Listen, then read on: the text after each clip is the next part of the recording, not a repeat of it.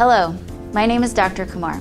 Thank you for choosing Reston Hospital, a center of excellence in joint replacement for your upcoming surgery. In this video, we will provide you with information on anesthesia and pain management for your surgery. We will discuss surgical pain, preoperative anesthesia assessment, and what to expect when you come in for surgery, preoperative medications, regional anesthesia or nerve blocks, spinal and general anesthesia, and postoperative pain regimen.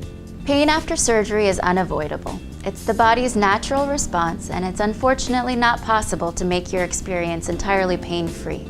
The first couple of days after a surgery is when patients experience most pain. Our goal is to make those days as tolerable as we can by treating your pain in multiple different ways, what we call multimodal pain management. We use medications and procedures that help with tissue pain, nerve pain, and inflammatory pain. Combining these different techniques helps treat pain better than using just one type of therapy, and it also helps to limit side effects. In the days or weeks prior to your scheduled surgery date, you'll have an appointment at our preoperative clinic to ensure that everything is being appropriately prepared for your surgery. You will meet with an anesthesiologist who will ask you questions about your medical history and talk to you about the anesthetic plan. This person may not be the same as your anesthesiologist on the day of surgery, but he or she will outline what to expect, and notes from your discussion will be shared with the anesthesia team who will care for you. On the day of your surgery, you will register and arrive to the preoperative holding area. There you will meet your pre-op nurse and anesthesia team, consisting of an anesthesiologist and a nurse anesthetist. Your paperwork will be reviewed and an intravenous or IV line will be started. Pain management begins here, as you'll receive several preoperative medications that work together in different ways to prepare you for the surgery. Depending on the type of surgery you're having, on your surgeon's preference, and on the anesthesiologist's evaluation, you may be offered a nerve block in addition to IV and oral pain medications for your surgery.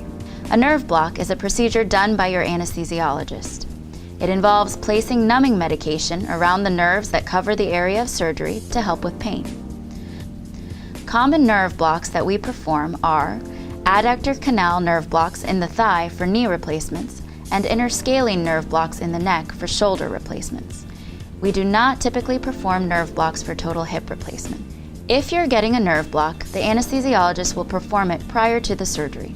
He or she will scan the appropriate area with an ultrasound machine and inject the numbing medication.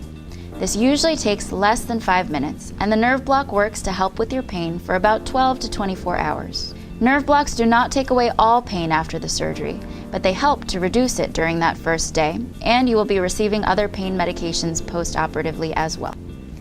The benefits of a nerve block include improved pain control after surgery and reduced requirements for high-dose opioid pain medication. This can reduce your risk of side effects like nausea, constipation, and it can potentially reduce the risk of long-term opioid addiction.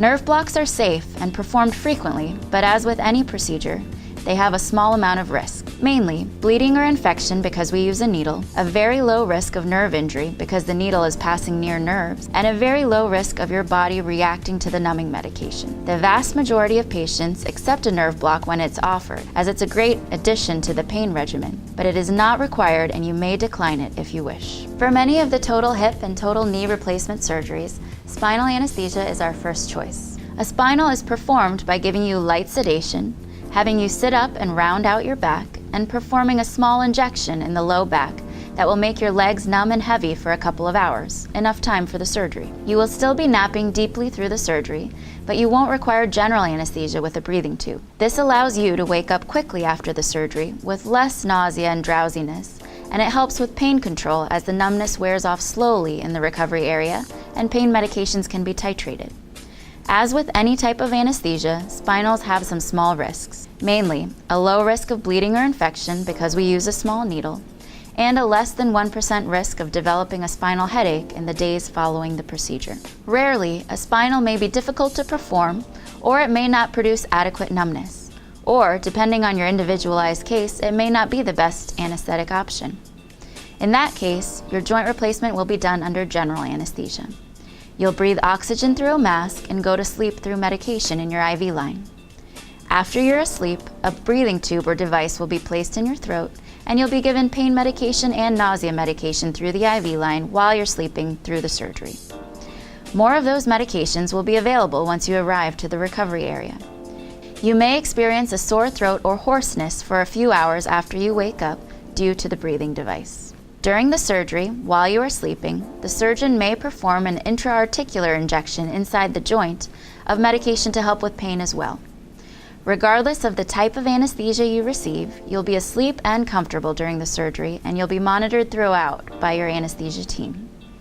You will be in the post-operative recovery area until the anesthesia has worn off, and your pain will be treated in the meantime. The spinal may take anywhere from 1 hour to a few hours to wear off, so the length of your stay in the recovery area may vary. We want your legs to be strong when you go up to your room. General anesthesia can also take a variable amount of time to wear off, depending on how you're doing with sleepiness, nausea, and pain control in the recovery area. Our recovery room nurses will be regularly monitoring your pain level and your progress in recovering from anesthesia. Once you're transferred up to the hospital room, you will walk with assistance. For your safety, please do not attempt to get out of bed without assistance until you are told it is safe to do so. Anesthesia, surgery, and medications can all affect your balance and strength. Remember, please call, don't fall. Both scheduled and as-needed pain medications will be administered over the next day or two while you undergo physical therapy and prepare to leave the hospital. I hope this video has provided you with some insight into the anesthesia and pain management processes of your upcoming surgery. You'll have several opportunities to ask questions of your surgeon, your anesthesiologist, and other members of the total joint team before the surgery. We look forward to taking care of you. Thank you again for choosing Reston Hospital.